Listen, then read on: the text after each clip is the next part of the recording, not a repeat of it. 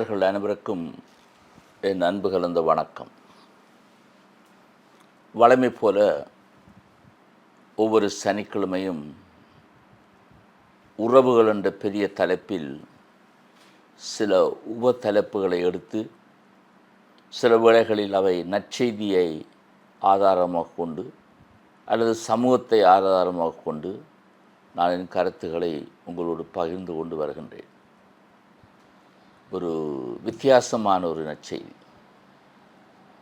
முழுக்க இயேசு மேய்ப்பனையும் ஆடுகளையும் பற்றி பேசுகிறார். இதற்கு அந்த கிறிஸ்து வாழ்ந்த சூழல் அதை பார்ப்பது நல்லது. இந்த நற்செய்தியை படிக்கும் பொழுது இயேசு எவ்வளவு தூரம் சூழலோடு இணைந்து வாழ்ந்தார் என்பது தெளிவு. அதிகமான உதாரணங்கள் அன்றாட வாழ்க்கையில் நடக்கும், நடைபெறும், பார்க்கும் நிகழ்வுகளாகத்தான் இருக்கும். உதாரணமாக கடுகை ஒரு உவமையாக்கினார், விதைப்பதை ஒரு உவமையாக்கினார், கால் கழுவுவதை ஒரு செய்தியாக்கினார். அவருடைய சொந்த வாழ்க்கையில் கூட வனாந்தரங்களுக்கு போயிருக்கிறார், கடற்கரைக்கு போயிருக்கிறார், மலை உச்சிக்கு போயிருக்கிறார். மலை என்றால் பெரிய மலை அண்டு இல்லை, ஒரு சின்ன குன்று. அப்படி இயல்பு.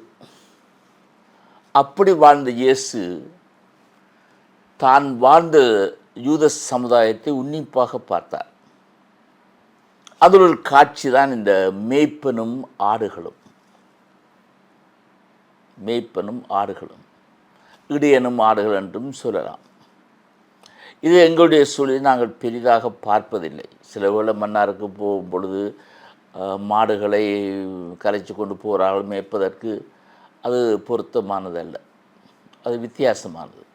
சில ஒப்பிட்டு பார்க்கும் பொழுது சில காமனாக சில ஃபேக்டர்ஸ் இருந்தாலும் அவை அந்த செய்தியை சொல்லாது. அப்போ இயேசு இந்த மேய்ப்பனையும் ஆடுகளையும் எடுத்து ஒரு செய்தியை சொல்ல வந்தார் என்று சொன்னால் அந்த செய்தி முக்கியமானது.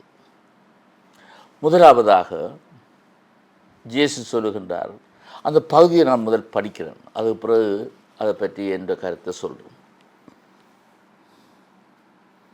ஆடுகளும் அவரது குரலுக்கு செவி சாய்க்கும். அவரது என்று சொன்னால் மேய்ப்பன். அவர் தம்முடைய சொந்த ஆடுகளை பெயர் சொல்லி கூப்பிட்டு வெளியே கூட்டிச் செல்வார்.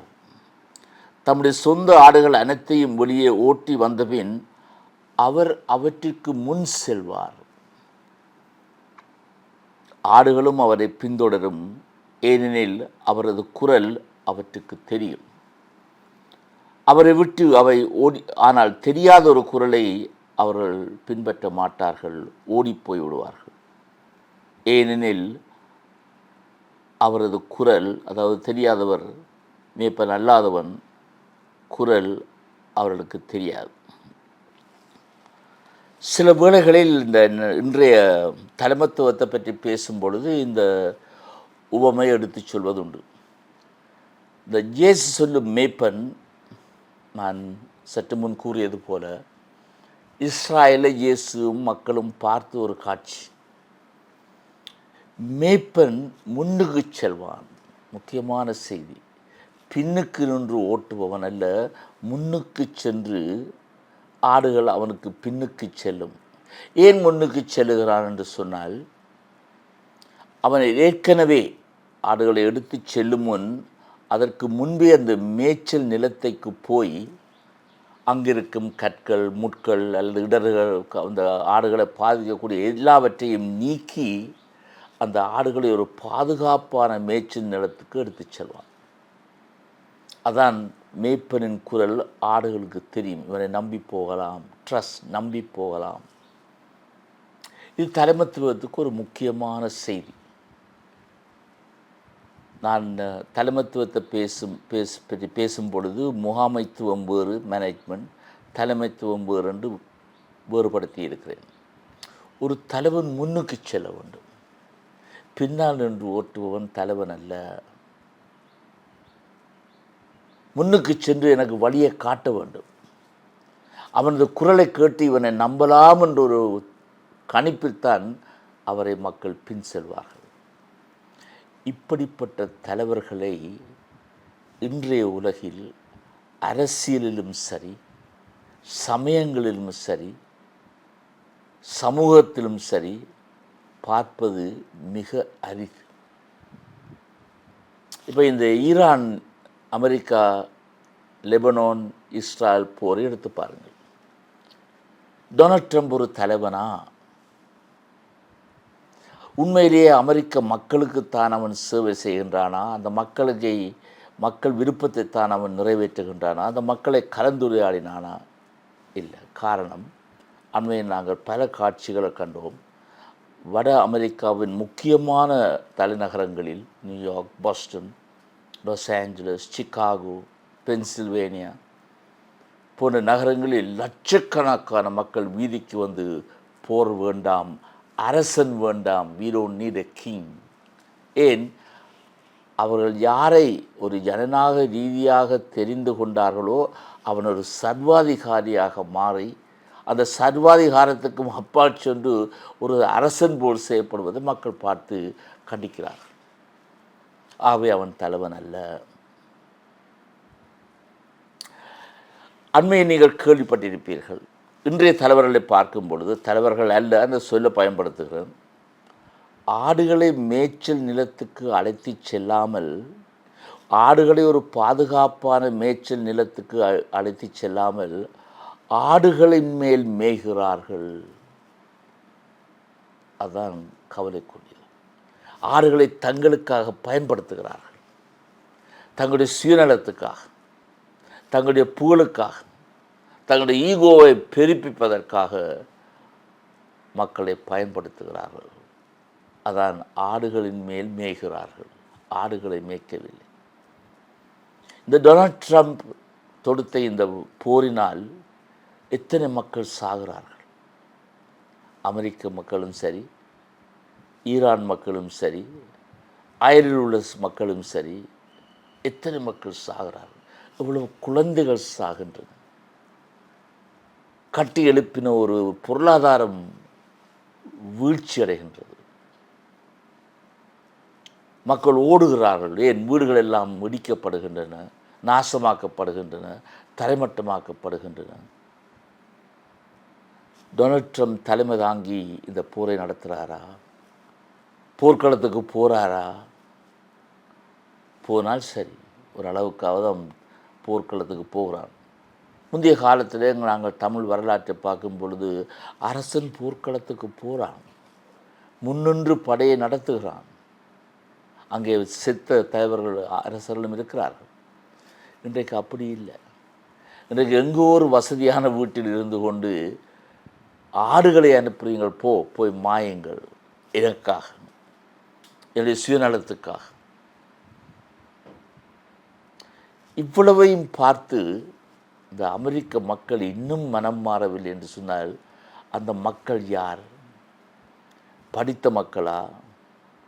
இல்லை வெறும் கல்வியை ஒரு இன்ஃபர்மேஷனாக, ஒரு தகவலாக மட்டும் பெற்ற மக்களா? சுயமாக சிந்திக்கக்கூடிய மக்களா என்று ஒரு பெரிய கேள்வி எழுகின்றது. இஸ்ரேல் எடுத்துக்கொள்ளுங்கள். இஸ்ரேலுடைய பிரைம் மினிஸ்டர் யாருக்காக இந்த போரை தொடுத்தார்? சில ஊடகங்களில் நான் படித்தேன், சரியோ பிள்ளையோ தெரியாது, பெருமளவில் சரி போல தோன்றுகின்றது. இஸ்ரேலுடைய பிரதமராகிய நெத்தான்யாஹூ அமெரிக்க ஜனாதிபதியை தன் வலையில் சிக்கிவிட்டார், போருக்கு இழுத்து விட்டார். இது உண்மையிலே இஸ்ரேலுடைய போர். ஏனென்று கேட்டால், இஸ்ரேல் பலஸ்தீனிய மக்களையும் ஈரான் நாட்டையும் அழிக்க வேண்டும் என்று கங்கணம் கட்டிக்கொண்டிருக்கிறது.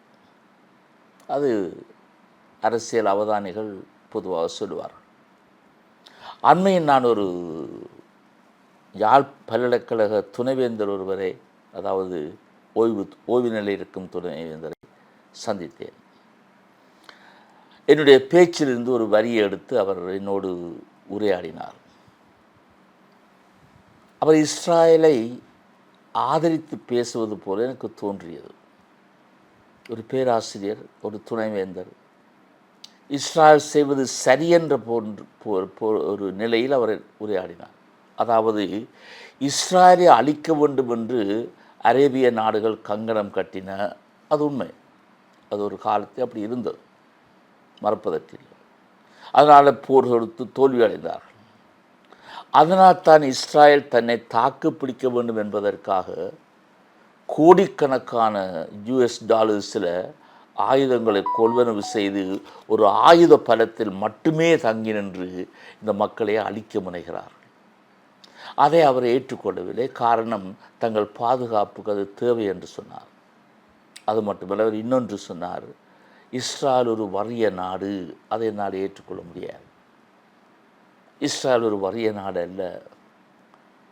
இஸ்ராயல் மக்கள் தங்களை மிடில் ஈஸ்டோடு ஒப்பிடுவதில்லை, தங்களை ஐரோப்பியர் என்று தான் சொல்லுவார்கள். ஆனால் வரலாற்றினுடைய பார்க்கும்பொழுது அவர்கள் இல்லை.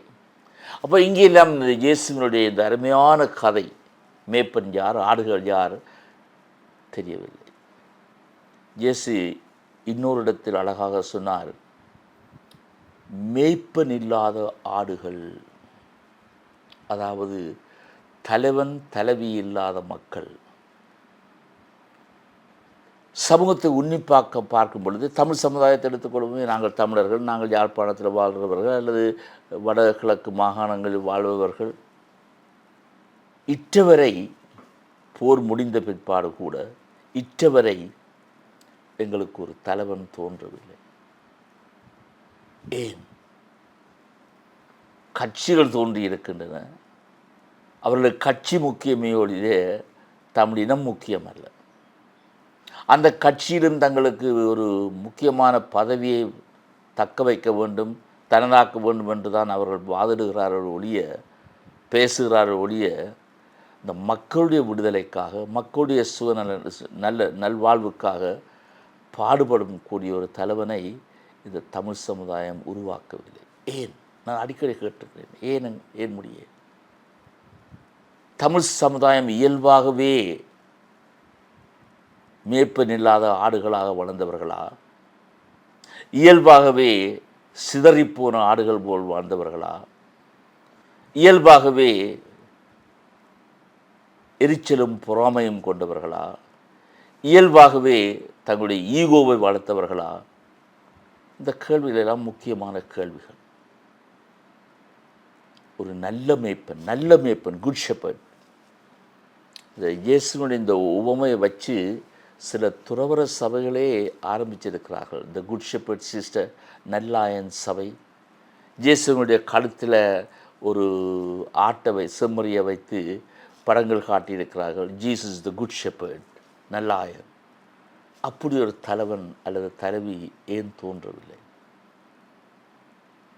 அப்படிப்பட்ட ஒரு தலைவன் தோன்ற வேண்டுமானால் அந்த தலைவன் சுயநலமற்றவனாக, தன்னுடைய தனிப்பட்ட ஆசைகளையும்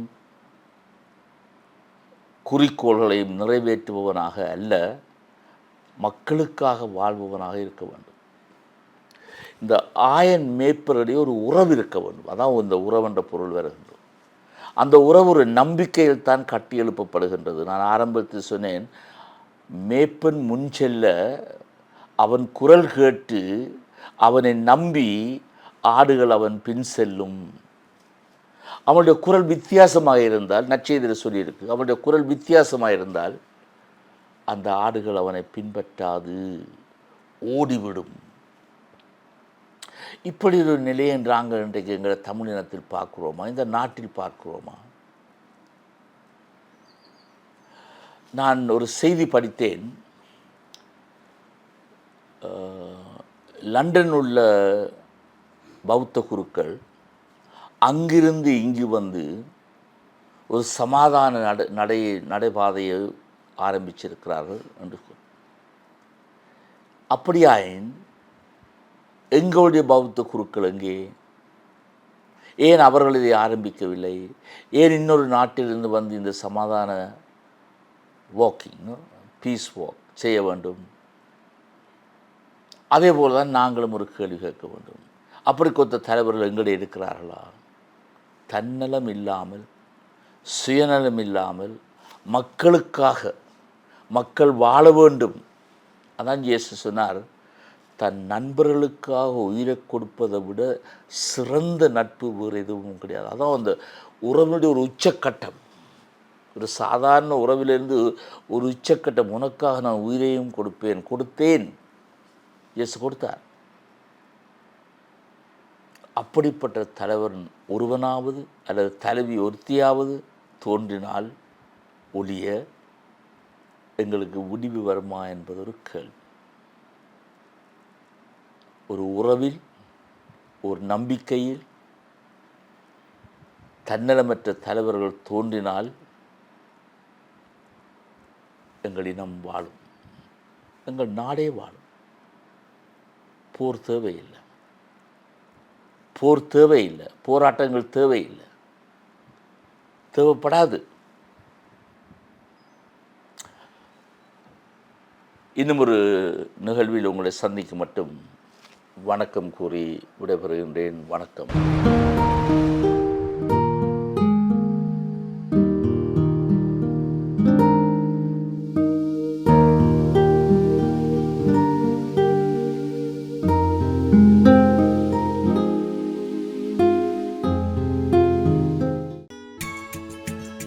ஹோலி மேடையில் புத்தம்புது நிகழ்ச்சிகளை உடனுக்குடன் பார்த்து மகிழ எமது ஃபேஸ்புக் மற்றும் யூடியூப் பக்கத்தை லைக் செய்யுங்கள்.